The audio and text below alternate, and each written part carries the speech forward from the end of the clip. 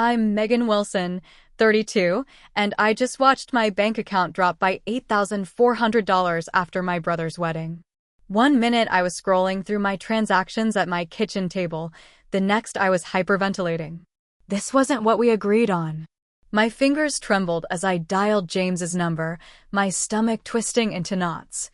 I had promised to help with his wedding, but this was theft. I already knew who had betrayed my trust. Before I tell you how I confronted my family about stealing from me, let me know where you're watching from in the comments and hit that like and subscribe button. Trust me, you'll want to see what happened when I finally stood up to them. My relationship with my younger brother James has always been complicated. Growing up, I was the responsible one, the achiever, the one who got straight A's and worked part-time jobs since I was 16. I put myself through college, built a career in marketing, and by 30, I was an executive at a respected firm in Chicago. I bought my own condo, funded my retirement account, and lived comfortably within my means. I was proud of what I'd accomplished through hard work and determination. James, on the other hand, was always my parents' golden child. For years younger than me, he grew up with far fewer expectations and much more leeway. When James forgot his homework, my mom would call the teacher. When James needed money for a class trip, my dad would hand over his credit card without question.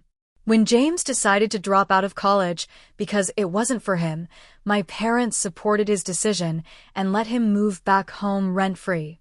Don't get me wrong, I love my brother. He's charming, funny, and can light up a room with his personality. But James never learned to stand on his own 2 feet. At 28, he was still living in our parents' basement, working sporadically at whatever job caught his interest that month. His resume looked like a patchwork quilt of abandoned careers: bartender, personal trainer, real estate agent, app developer. Nothing stuck because nothing was ever quite right for him. Our parents, Margaret and Daniel Wilson, had created this dynamic from the beginning. My mother, a homemaker with traditional values, always said, "Megan, you're so capable. You don't need our help like your brother does." My father, a middle manager at an insurance company, echoed her sentiments. "James is still finding himself. You've always known exactly what you wanted." What started as different parenting approaches evolved into a family system where I was expected to give and James was expected to take. When I got my first big promotion, my parents called to ask if I could help pay for James's car repair. When I received a holiday bonus, they hinted that James needed new furniture for his basement apartment. I obliged more often than not, partly out of love for my brother, partly out of a lifetime habit of responsibility. I tried setting boundaries over the years. When James wanted to borrow $2,000 to invest in cryptocurrency with zero research, I refused. My parents didn't speak to me for weeks afterward. When I declined to co-sign on a lease for an apartment James couldn't afford, my mother tearfully accused me of abandoning my family. The guilt trips were masterfully executed, designed to bring me back in line. Then James met Brittany Summers at a friend's party. She was beautiful, ambitious, and surprisingly, saw something in my perpetually adolescent brother that the rest of us had missed. Within 6 months, James had moved out of our parents' house and into Brittany's apartment. He found steady work at her father's construction company and seemed to be maturing at last. When they announced their engagement after a year of dating, I was genuinely happy for them. Maybe Brittany was exactly what James needed, someone who believed in him but expected more from him than our parents ever had. My hopes were high as I congratulated them over dinner at my parents' house. "We're thinking spring wedding," Brittany said, showing off her diamond ring. "Something elegant, but not too stuffy." "That sounds lovely," I replied, smiling. "I'm so happy for both of you." The conversation shifted when my mother cleared her throat. "Of course, they're just starting out. James doesn't have much saved up yet." Her eyes fixed on me meaningfully. "Mom," James protested weakly, but the seed had been planted. Later that evening, James cornered me in the kitchen. "Look, Meg, I know I've asked for a lot over the years, but this is different. I want to give Brittany her dream wedding, but you need money, I finished for him. He nodded, looking genuinely remorseful. I was thinking maybe you could help with the venue deposit? It's refundable if anything changes. And I swear I'll pay you back once I get that promotion at work. I hesitated, then sighed. How much are we talking about? $5,000 for the deposit, he said quickly. And maybe another $3,000 for the catering? That's it, I promise.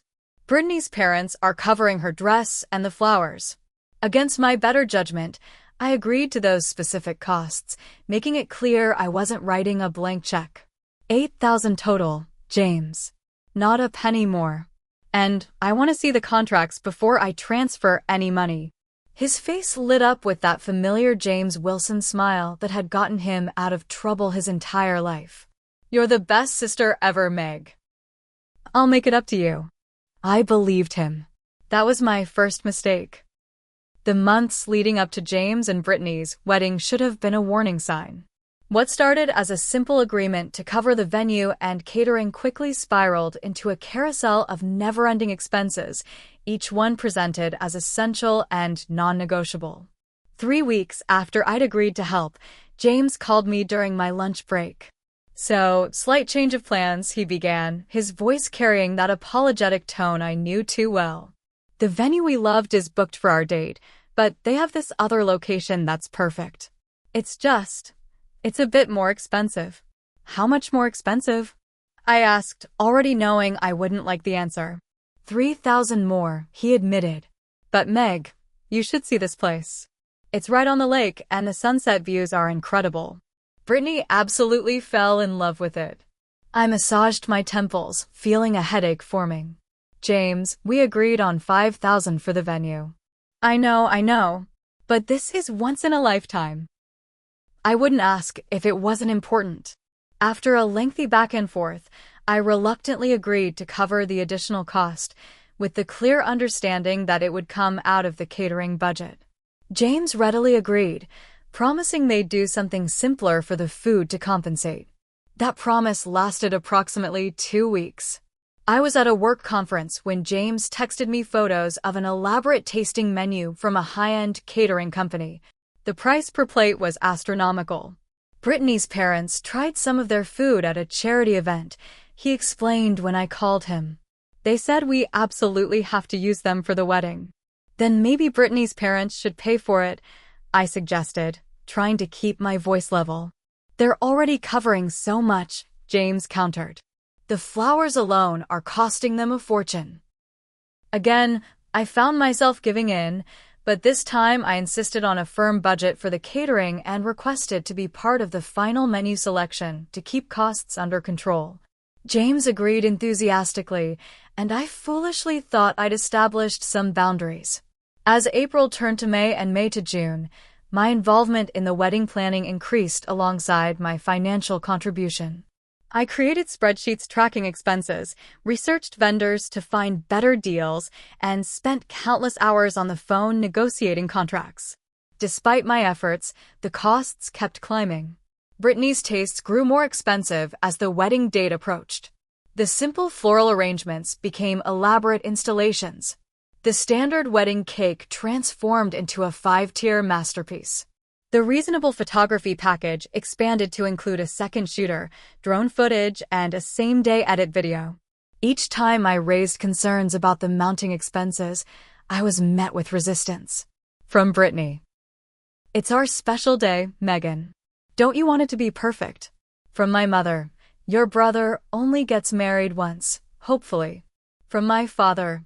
You're doing so well with your career. This means so much to James. The most frustrating part was how Brittany began treating me. What started as genuine appreciation for my help evolved into an expectation, then entitlement.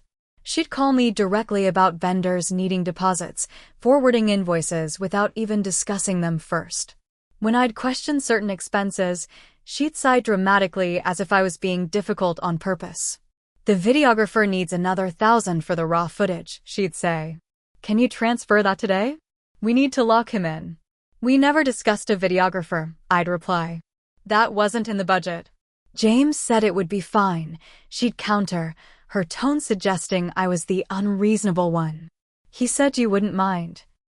During a cake tasting I'd taken time off work to attend, I overheard Brittany telling her maid of honor, "Don't worry about the cost. Megan's covering it. She makes 6 figures, you know. This is nothing to her." I felt my face burning with anger and embarrassment. My financial success, the result of years of hard work and careful planning, had somehow become a justification for taking advantage of my generosity. But every time I considered pulling back, I thought about James. Despite his flaws, he was my brother, and I wanted him to have his perfect day.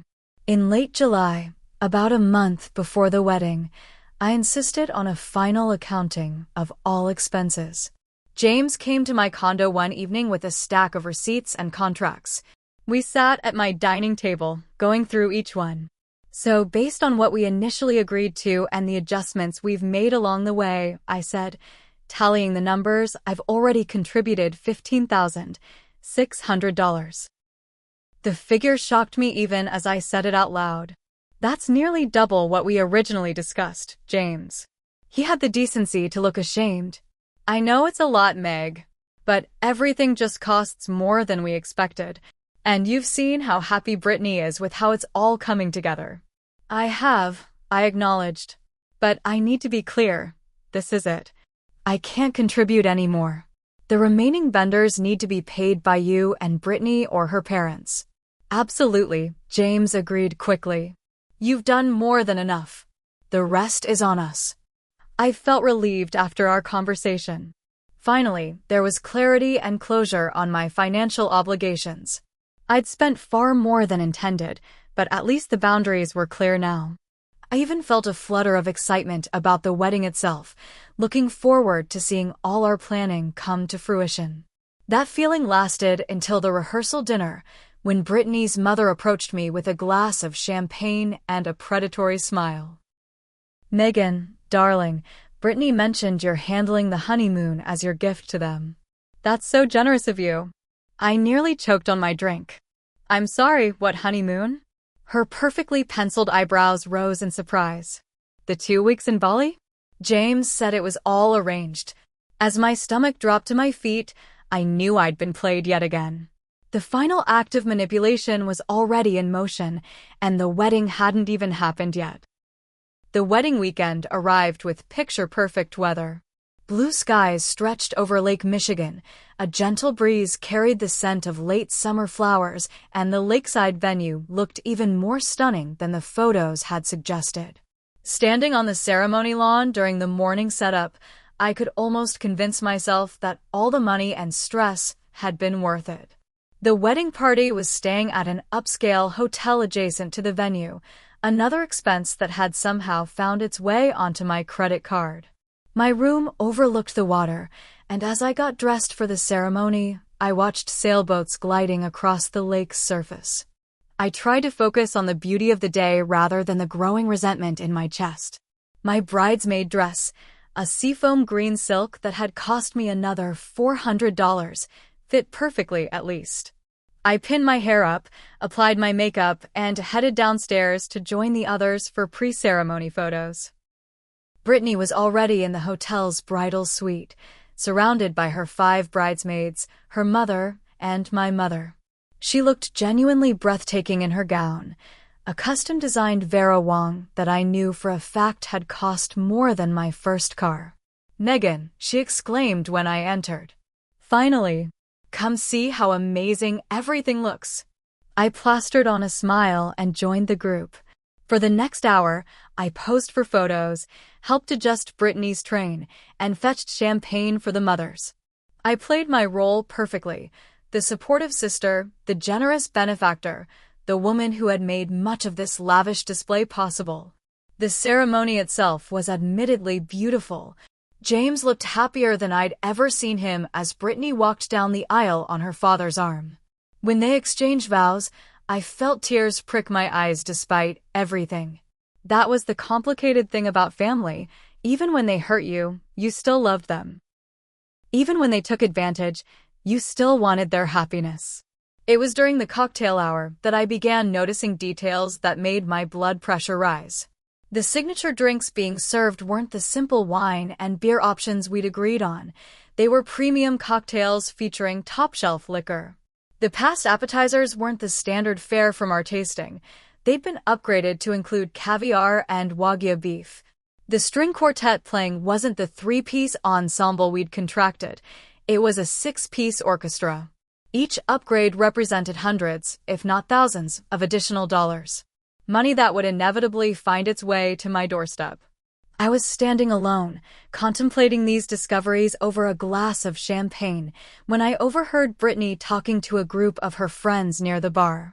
"The planning was honestly so stressful," she was saying, "but thankfully James's sister is loaded. She basically gave us a blank check to create our dream wedding." Her friend looked impressed. "That's amazing. She must be really generous." Brittany laughed, the sound grating against my ears. "More like easy to manipulate. James knows exactly how to get her to say yes. We're thinking of asking her to help with a down payment on a house next." The champagne turned sour in my mouth. I set down my glass and walked away before I could say something I'd regret. This was neither the time nor the place for a confrontation. I would get through this day for James's sake, but things would change afterward. They had to. The reception was held in a glass-walled pavilion overlooking the lake. Crystal chandeliers hung from the ceiling, casting prismatic light over tables adorned with elaborate floral centerpieces. A 10-piece band played on a raised stage, and a custom dance floor had been installed bearing the couple's monogram. The dinner service featured 5 courses paired with different wines, culminating in the presentation of a cake that stood nearly 6 feet tall. I sat at the head table between my mother and one of James's college friends, picking at my food and calculating rough estimates of what each element of this extravaganza must have cost. My mother, radiant in a designer dress I suspected she couldn't afford, leaned over during the main course. "You've really made this special for your brother," she said, patting my hand. "We're so proud of how you've stepped up." "Thanks, Mom," I replied tightly. "I just hope James appreciates it." "Of course he does," she assured me. "Though I think they might need a little more help with the honeymoon than they expected. The resort required a larger deposit than they anticipated." I stared at her, incredulous. "I'm not paying for their honeymoon, Mom. I've already covered twice what I agreed to for the wedding." She had the audacity to look disappointed. "But they've got their hearts set on Bali. It would be such a shame if they had to cancel." "Then they should have budgeted for it," I said firmly. "Or chosen a destination they could afford." Before she could respond, the best man stood up to begin the toasts. I used the distraction to excuse myself to the restroom, needing a moment alone to collect myself. In the elegant marble bathroom, I gripped the edge of the sink and took deep breaths, meeting my own eyes in the mirror. "This ends now," I whispered to my reflection. "No more." When I returned to the reception, the party was in full swing. James and Brittany were dancing, surrounded by cheering friends. My parents were chatting happily with Brittany's family. Everyone was celebrating the perfect day that my money had bought. As the night wore on, exhaustion settled deep in my bones. It wasn't just physical tiredness from the long day, but emotional fatigue from months of being used. I said my goodbyes shortly after the cake cutting, claiming an early flight the next morning. In reality, I just couldn't bear to watch the spectacle any longer. Back in my hotel room, I kicked off my heels and unzipped my bridesmaid dress with a sigh of relief. Tomorrow, I would go home and finally check the damage to my bank accounts. Tomorrow, I would begin the process of reclaiming my self-respect. Tomorrow, things would change. I just didn't know then how drastic that change would be. The morning after the wedding, I woke up with a pounding headache that had nothing to do with champagne and everything to do with stress. I checked out of the hotel early, avoiding the post-wedding brunch that would undoubtedly turn into another opportunity for my family to mention additional expenses they expected me to cover. During the drive back to Chicago, I mentally prepared myself to assess the financial damage. I knew it was bad, Much worse than the original $8,000 I'd agreed to, but I had receipts for everything I'd authorized. At least I could write it off as my one big splurge for my only brother's wedding. A costly lesson in the importance of boundaries, but one I could recover from. Once home, I made myself a strong cup of coffee, opened my laptop, and logged into my bank account. As the page loaded, I took a deep breath, bracing myself for the hit to my savings. What I saw made me choke on my coffee. According to my transaction history, I had withdrawn an additional $8,400 just yesterday, during the wedding.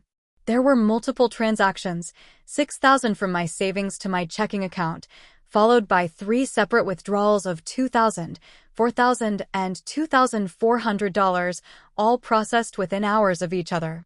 My hands shook as I stared at the screen. I hadn't authorized these transfers. I hadn't made these withdrawals. Someone had accessed my account without my knowledge or permission. I called the bank immediately, my voice trembling as I explained the situation to the representative. I'm seeing that these transactions were authorized using your correct password and the authentication app on your phone, Ms. Wilson, the representative said after reviewing the activity. There were no flags for suspicious activity because the withdrawals came from devices you've used before. That's impossible, I insisted. I was at my brother's wedding all day. I never made these transfers. Was your phone with you the entire time? She asked. I thought back, my stomach sinking. There had been a period during the reception when I'd left my purse at the table while dancing. And earlier, during the ceremony, all the bridesmaids had left their belongings in the bridal suite. Anyone could have accessed my phone during those times.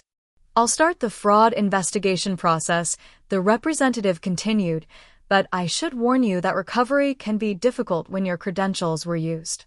Do you have any idea who might have had access to your phone and known your banking password? I had more than an idea. I had a suspect. After hanging up with the bank, I called James.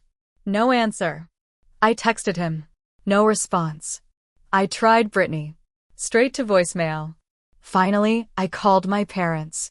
Hello, darling, my mother answered cheerfully. The newlyweds are here for brunch. We were just talking about what a beautiful wedding it was. Put James on the phone, I demanded, skipping pleasantries. He's eating, Megan. Can't this wait? No, Mom, it cannot wait. Someone stole over $8,000 from my account yesterday, and I need to speak to James right now.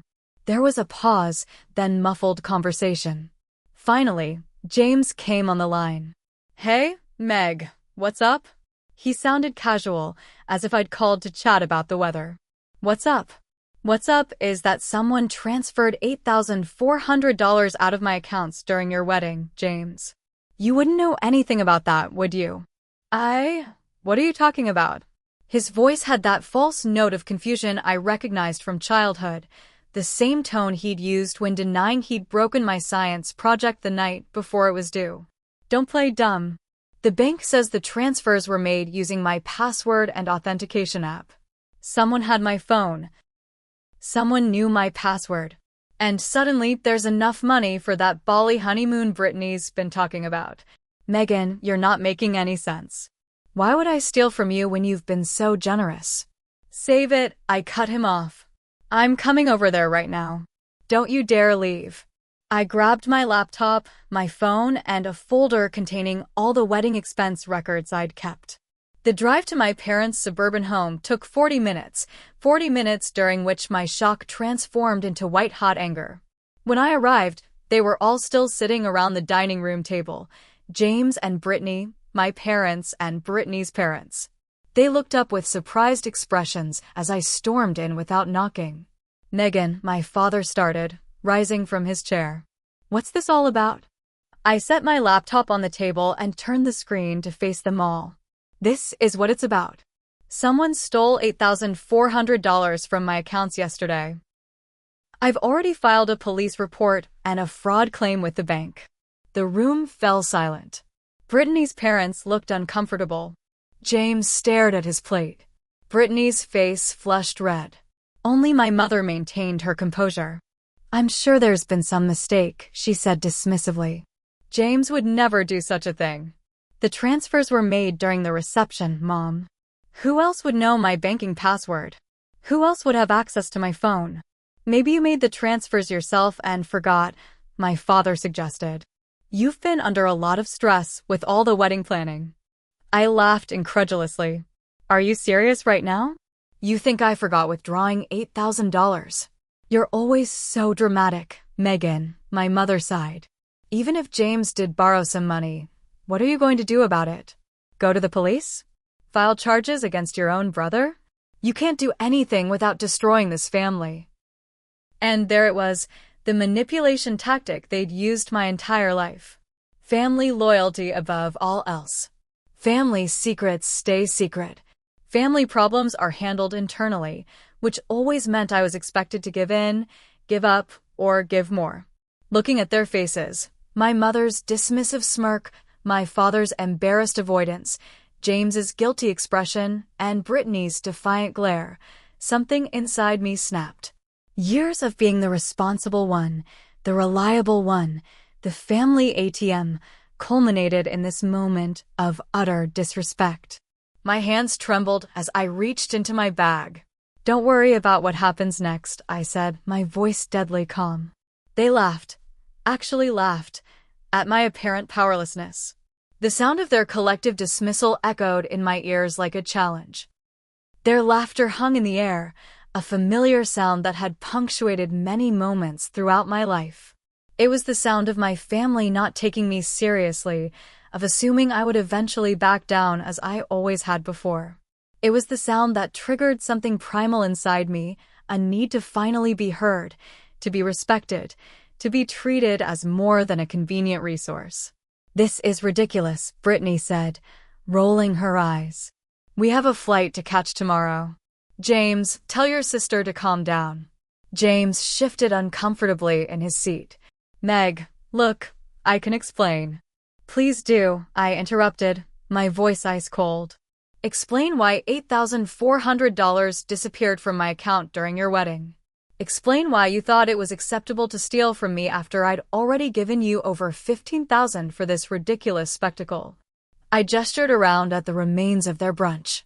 Explain why I shouldn't press charges for theft and fraud right now. You wouldn't really go to the police, my father said, but his voice lacked conviction. He was beginning to realize this wasn't the same old Megan, ready to fold under family pressure. I already have, I replied. I filed a report this morning before coming here. The detective said they take financial crimes very seriously, especially when there's such clear evidence. My mother's face paled slightly. Evidence? What evidence? I pulled out my phone and held it up. The bank traced the login to my account. It came from this house's IP address during a time when I was provably at the wedding venue. The transactions were made from a device that's been connected to James's phone via Bluetooth multiple times. This last part was a bluff, but I watched James's expression carefully as I said it. His eyes widened in panic. Confirmation enough. That doesn't prove anything, Brittany interjected. Maybe someone else at the wedding used your phone. Interesting theory, I said, turning to her. Except the money was transferred to an account that was used to make a payment to Bali Paradise Resorts last night. Another educated guess, but Brittany's sharp intake of breath told me I'd hit the mark. Quite a coincidence, isn't it? Especially since Mom mentioned you two were having trouble covering the honeymoon deposit. My mother stood up abruptly. This is absurd. We're not going to sit here and be accused. Sit down, Mom, I said firmly. We're not finished. To my surprise, she did. Something in my demeanor must have conveyed that I wasn't backing down this time. James, I said, turning to my brother. This is your chance to be honest. Did you take my phone during the wedding and transfer money from my accounts without my permission? All eyes turned to him. He squirmed under the collective gaze, then looked to our parents for rescue as he always had. But even they seemed to realize the gravity of the situation now. I didn't mean to take so much, he finally admitted, his voice barely above a whisper. We were desperate. The honeymoon package was about to be released to someone else if we didn't pay the full amount by midnight. Brittany would have been devastated. "So you stole from me," I stated flatly. "I was going to pay you back," he protested. "Once we got back from Bali, I was going to figure something out." "Like you've paid me back for all the other loans over the years?" I asked skeptically. This time was different. "I swear, Meg." "And whose idea was it?" I pressed, looking between James and Brittany. They exchanged glances, neither wanting to take the blame. "It was a group decision," my mother suddenly said. "We all agreed it was for the best." I stared at her in disbelief. "You knew about this?" "You encouraged him to steal from me." "Not steal," she corrected quickly. "Borrow. You have so much, Megan. Your brother needed this honeymoon to start his marriage off right. We knew you wouldn't miss the money for a few weeks." "Wouldn't miss it?" I repeated incredulously. "It's $8,400.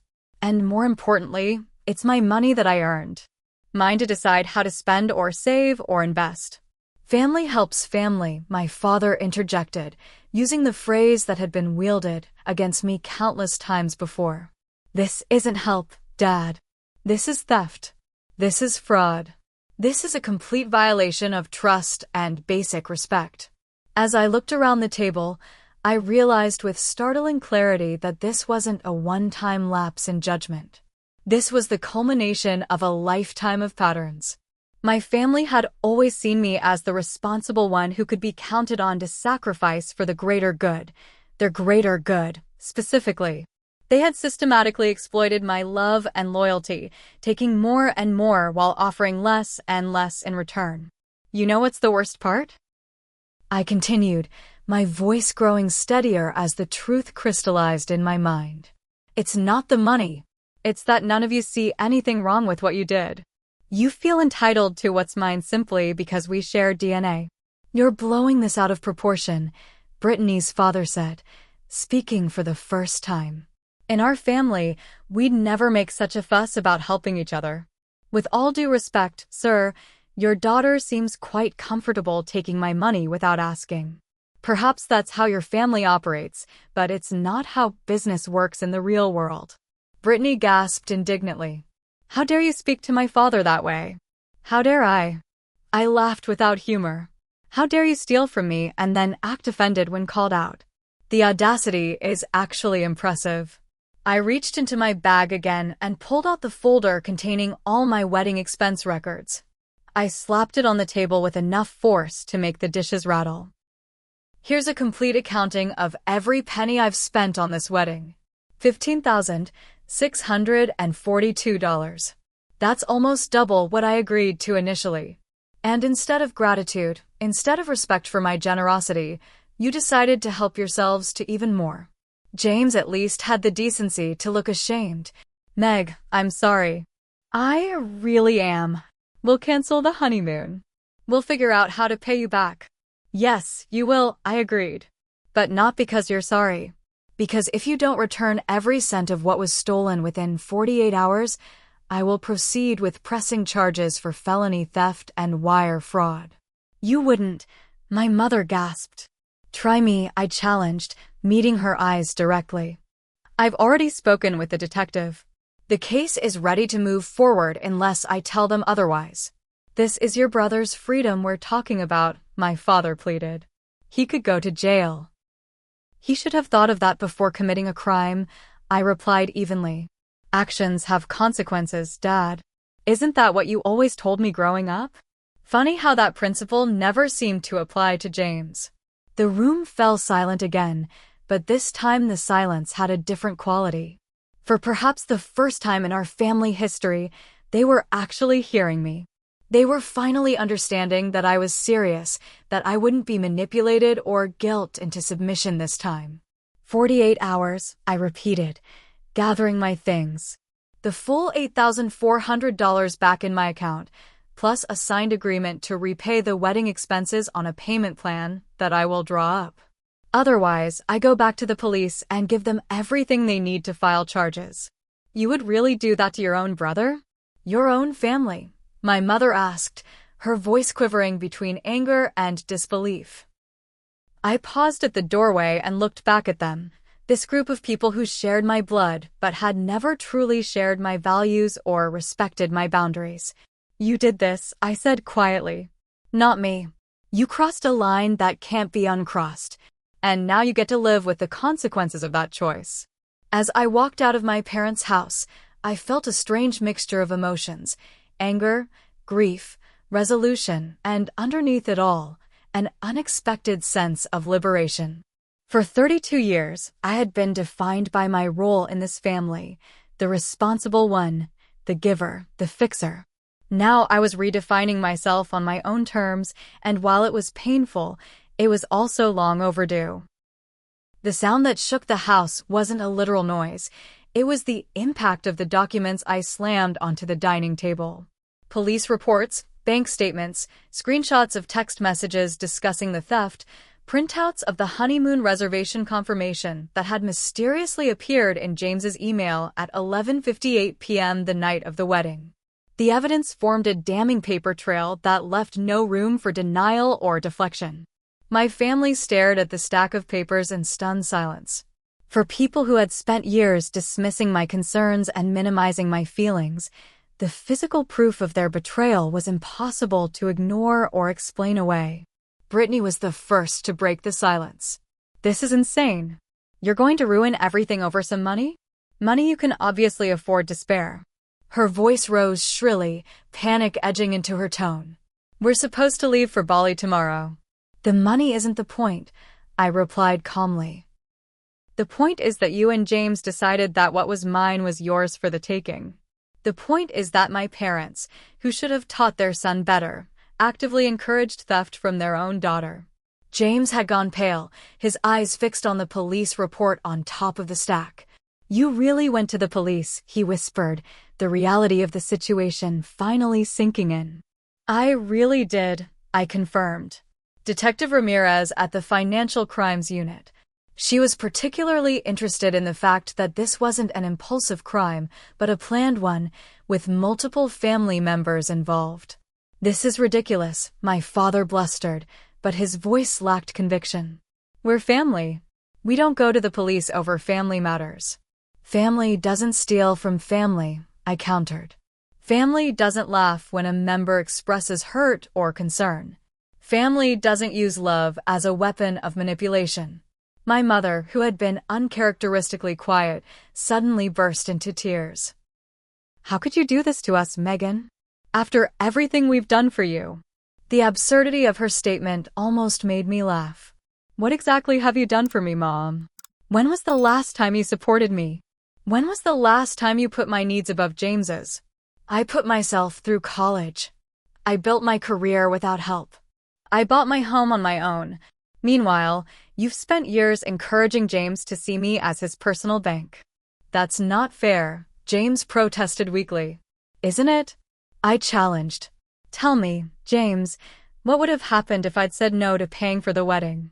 What would have happened if I'd refused to give you money all those other times over the years? He couldn't meet my eyes. We both knew the answer. Emotional warfare, silent treatments, guilt trips, accusations of being selfish and unloving. Here's what's going to happen now, I said, taking control of the conversation. You have exactly two options. Option 1. You return the stolen money immediately, sign a legally binding agreement to repay the wedding expenses over time, and acknowledge that our relationship will be fundamentally changed going forward. And option 2, my father asked quietly. I proceed with pressing charges. Wire fraud and grand theft are felonies. James could face prison time. All of you could potentially be charged as accessories since you knew about and encouraged the crime. Brittany's parents, who had been watching the family drama unfold with increasing discomfort, abruptly stood up. We had no idea things had gone this far, Brittany's father said stiffly. We were under the impression that you had agreed to help with the honeymoon as well. Conveniently, that's what everyone told you, I replied. But as you can see from these documents, that was never the case. Richard, Barbara, please don't go, my mother pleaded. We can sort this out. I think we should give you space to handle this family matter, Barbara said, gathering her purse. Brittany, Perhaps you should come with us. Brittany looked torn between staying with her new husband and fleeing the scene. I didn't know he was going to steal it, she said defensively. I just knew he was figuring out a way to get the money for our honeymoon. You knew exactly what was happening, I said, pulling out my phone and showing a screenshot of a text Brittany had sent James during the reception. Did you get Em's phone yet? We need to book before midnight. Her face crumpled. It wasn't supposed to be a big deal. You're rich. You wouldn't even miss it. I'm not rich, I corrected her. I'm financially stable because I work hard and make responsible choices. Something you and James should try sometime. Brittany's parents, clearly mortified by their daughter's involvement, ushered her toward the door despite her protests. The front door closed behind them with a definitive click, leaving just my immediate family at the table. James put his head in his hands. What have I done? The honeymoon, the wedding, everything is ruined. You ruined it, I said firmly. Not me. You had a beautiful wedding that I generously helped pay for. You could have had a honeymoon within your means. Instead, you chose to steal from me. We'll pay it back, my father said quickly. All of it. Just tell us how much and when. $8,400 by tomorrow, I replied. The rest we can work out in a payment plan. Tomorrow? My mother exclaimed. That's impossible. Where would we get that kind of money on such short notice? The same place you expected me to get it from when you needed it, I answered coolly. Figure it out. I watched as reality dawned on them, the reality that I was no longer the compliant daughter and sister they could rely on to cave under pressure. The family dynamic that had been set in stone for decades was crumbling before their eyes. I'll cash out my 401k, James said finally. I can get the money by tomorrow afternoon. There will be penalties, my father warned him. I don't have a choice, Dad, James replied, and for the first time, I heard genuine regret in his voice. I broke the law. Meg is actually giving me a way out that I don't deserve. His acknowledgement, simple but profound, shifted something in the room. This wasn't just about the money anymore. It was about responsibility, respect, and the painful process of redefining our relationships as adults. I never wanted it to come to this, I said, softening my tone slightly. I've always been happy to help when I could. All I wanted was honesty and respect in return. We do respect you, Megan, my father insisted. No, you don't, I replied sadly. If you respected me, you wouldn't have laughed when I confronted you about the theft. You wouldn't have assumed I would just let it go because family helps family. You would have raised James to see me as his sister, not his safety net. My mother wiped her tears with a trembling hand. What happens now? To all of us as a family? It was the first genuine question she'd asked, without manipulation or accusation behind it. I considered my answer carefully. That depends on what you do next, I said honestly. If you return the money, if you honor the repayment agreement, if you start treating me with the same consideration you've always given to James, then maybe, over time, we can build something new. Something healthier. And if we don't? James asked quietly. Then I'll follow through with the charges and I'll remove myself from this family dynamic permanently. The ultimatum hung in the air, weighted with decades of history and the possibility of a very different future. My heart ached at the thought of losing my family, but I knew with absolute certainty that I couldn't continue in the old patterns. Either things would change, or I would walk away to protect myself. I'll get the money, James repeated, standing up. And Meg. I'm sorry. Really sorry. It wasn't enough, not nearly enough to make up for years of taking advantage of my generosity, but it was a start. A small acknowledgement of wrongdoing, a tiny step toward accountability. As I gathered my evidence and prepared to leave, I felt the ground shifting beneath all of us. The family I had known was transforming into something else, something yet undefined. Whether that transformation would lead to healing or permanent estrangement remained to be seen. But for the first time in my adult life, I wasn't the only one carrying the weight of our family's dysfunction. And that, at least, was progress. The weeks following the confrontation were some of the most challenging of my life. True to his word, James liquidated his retirement account and returned the stolen money within 24 hours. The bank closed their fraud investigation, and I informed Detective Ramirez that I wouldn't be pursuing charges. But the emotional aftermath wasn't so easily resolved. My phone remained eerily silent for days after the showdown at my parents' house. No guilt-inducing texts from my mother, no casual requests for money from James, no family dinner invitations that would inevitably end with me covering the bill. The absence of these familiar patterns left a strange vacuum in my life, uncomfortable but also liberating. I focused on myself during this period, something I'd rarely done before. I scheduled sessions with a therapist who specialized in family dynamics and codependency. Dr. Lillian Parker, a warm woman with keen insights, helped me see how deeply ingrained my role as the family fixer had become. "You've been trained since childhood to derive your worth from what you provide," she observed during our second session. "That's a heavy burden to carry, Megan." "It feels selfish to prioritize myself," I admitted. "Like I'm abandoning them." "Setting healthy boundaries isn't abandonment," she countered. "It's self-preservation. And ultimately, it gives others the opportunity to grow and take responsibility for themselves." Those words stayed with me as I began establishing new patterns in my life. I created a budget that prioritized my financial goals, including additional retirement savings to make up for the wedding expenses. I reconnected with friends I'd neglected while caught up in wedding planning. I even started taking a painting class on Saturday mornings, something I'd wanted to do for years but never made time for. On the 10th day after the confrontation, James called. I let it go to voicemail, not quite ready to speak with him. His message was uncharacteristically thoughtful. "Hey, Meg. I know you probably don't want to talk to me right now, and I don't blame you. I want you to know I'm thinking about everything you said. You were right. About all of it. I've been selfish and entitled, and I've taken advantage of you for years. I'm sorry. Not just for the money, but for not being the brother you deserve. I'm going to do better. Starting with paying you back every cent, but also just being better. Call me when you're ready. Or don't. It's completely up to you." I listened to the message 3 times, searching for the manipulative angle, the hidden request, the subtle guilt trip. But for perhaps the first time in our adult relationship, there didn't seem to be one. Just genuine remorse and respect for my boundaries.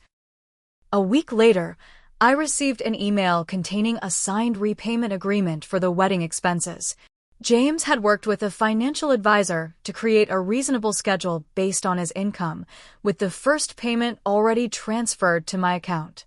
Attached was a note explaining that he and Brittany had canceled their Bali honeymoon and opted for a weekend at a nearby lake house instead.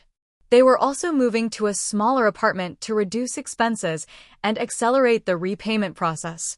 These tangible actions spoke louder than any apology could. They represented real change, not just remorseful words. I replied with a simple thank you, opening a small channel of communication between us. My parents were slower to come around. My father called several times, leaving awkward messages that danced around the core issues, focusing instead on superficial topics like the weather or a show he'd watched. My mother tried a different approach, sending a lengthy email that oscillated between defensive justifications and tearful expressions of hurt. "I don't understand how you could threaten to send your own brother to jail," she wrote. "After everything we've done for you, after all the sacrifices we made raising you, this is how you repay us?" I showed the email to Dr. Parker during our next session. "She still doesn't get it," I said frustratedly. "She's making herself the victim in a situation where I was the one who was wronged." "Your mother is facing a painful reality," Dr. Parker explained. "The family system she's controlled for decades is changing. That's threatening to her sense of identity and power. It doesn't excuse her behavior, but it might help explain her resistance." Armed with this perspective, I crafted a careful response to my mother. I acknowledged her feelings without accepting blame for them. I reiterated the impact of their actions on me without accusation or anger. And I outlined clearly what I needed from her and from all of them, moving forward: respect, honesty, and recognition of my autonomy. I love you, Mom, I concluded. But I love myself too. And I won't sacrifice my well-being for anyone else's comfort anymore. Not even family. Especially not family. Her reply came days later, shorter and less emotional than her first message. I don't understand all of this, Megan. But I don't want to lose you. Tell me what you need me to do. It wasn't a complete breakthrough, but it was an opening, a willingness to try that I hadn't expected so soon. We arranged to meet for coffee at a neutral location. Just the two of us. That conversation was stilted and uncomfortable, filled with long silences and careful words. But it was a start. Over the following months, my relationship with each family member evolved in different ways. James and I began rebuilding our bond on more equal footing. Our interactions were no longer centered around what I could do for him, but instead on genuine interest in each other's lives. He stuck to the repayment schedule religiously, even picking up extra weekend work to make larger payments when possible. Brittany, surprisingly, became an ally of sorts. After the initial shock and embarrassment wore off, she seemed relieved to relate to me as a sister-in-law rather than a benefactor. I never felt comfortable with how James relied on you, she confessed during a tentative lunch meeting. It wasn't how I was raised. But I got caught up in the wedding fantasy and lost sight of what was right. My father struggled the most with the new dynamic. Decades of patriarchal attitudes and financial control made it difficult for him to accept that his adult daughter could and would stand up to him. Our conversations remained surface level for months, until a health scare, a minor heart attack that thankfully left no permanent damage, created an unexpected opening for honesty. Sitting beside his hospital bed, I held his hand as he spoke the words I'd never thought I'd hear from him. I failed you, Megan. I should have taught James better. I should have treated you both equally. I'm sorry. My mother's evolution was the slowest and most complex. The maternal identity she'd constructed around being needed by her children made my independence threatening. There were setbacks, passive-aggressive comments, attempts to revert to old patterns, moments of martyrdom when boundaries were enforced. But there were also breakthroughs, genuine questions about my life, respect for my decisions, even occasional recognition of her role in creating the unhealthy family dynamic. I don't think I ever really knew you, she admitted one evening as we cleaned up after a family dinner that I hadn't paid for. I was so busy seeing you as the strong one, the capable one, that I never thought about what you needed from me. Throughout this period of family reconstruction, my friends proved invaluable. Rachel, my college roommate who had watched the family drama unfold for years, offered unwavering support and perspective. I'm so proud of you, she told me over wine at our monthly dinner. Do you realize how much you've changed? 6 months ago, you would have given in to keep the peace. Now look at you, setting boundaries like a boss. My work friend Kevin, who had listened to countless wedding planning complaints, checked in regularly with practical advice and much-needed humor. Next time someone in your family needs money, tell them you've invested it all in Bitcoin and NFTs of digital monkeys. Works like a charm. These external relationships reminded me that family isn't just defined by blood. It's created through mutual respect, honesty, and genuine care. They provided a healthy contrast to the dysfunctional patterns I was working to change with my biological family. By the 1-year mark after the wedding incident, things had reached a new equilibrium. Not perfect, not always comfortable, but infinitely healthier than before. James had repaid nearly 1/3 of the wedding expenses and hadn't asked for a single loan. My parents had stopped treating me as the family ATM and were making genuine efforts to connect with me as a person rather than a resource. Family gatherings, while less frequent, were more authentic. During a quiet moment of reflection on the anniversary of the confrontation, I realized how much I had grown through this painful process. I had discovered strength I didn't know I possessed, the courage to stand up for myself even when it meant potential loss. I had learned that true generosity comes from choice, not obligation, and that love without boundaries isn't really love at all. It's just another form of control. Most importantly, I had learned that it's never too late to change long-established patterns, never impossible to rewrite the rules of engagement, even with the people who have known you your entire life. The journey isn't easy or straightforward. It's messy, painful, and filled with setbacks. But the destination, a life of authentic connections, mutual respect, and genuine love, is worth every difficult step. As I sit here now, sharing this story with you, I wonder if you've ever faced a similar crossroads with your own family or loved ones. Have you ever had to choose between keeping the peace and standing up for yourself? Have you found the courage to demand respect when it wasn't freely given? I hope my experience might give you strength if you're facing that challenge now. I'd love to hear your thoughts and experiences in the comments below. Has family financial manipulation touched your life? What boundaries have you set that changed your relationships for the better? Your stories help others know they're not alone in these struggles. If this story resonated with you, please hit that like button and subscribe to hear more experiences about navigating complicated family dynamics and growing into your authentic self. And if you know someone who might benefit from hearing this journey, share it with them. Sometimes the right story at the right time can be the catalyst for positive change. Thank you for listening, for being part of this community, and for your own courage in facing life's difficult relationships. Remember, you deserve respect, you have the right to set boundaries, and sometimes the most loving thing you can do, for yourself and others, is to break unhealthy patterns, no matter how long they've existed.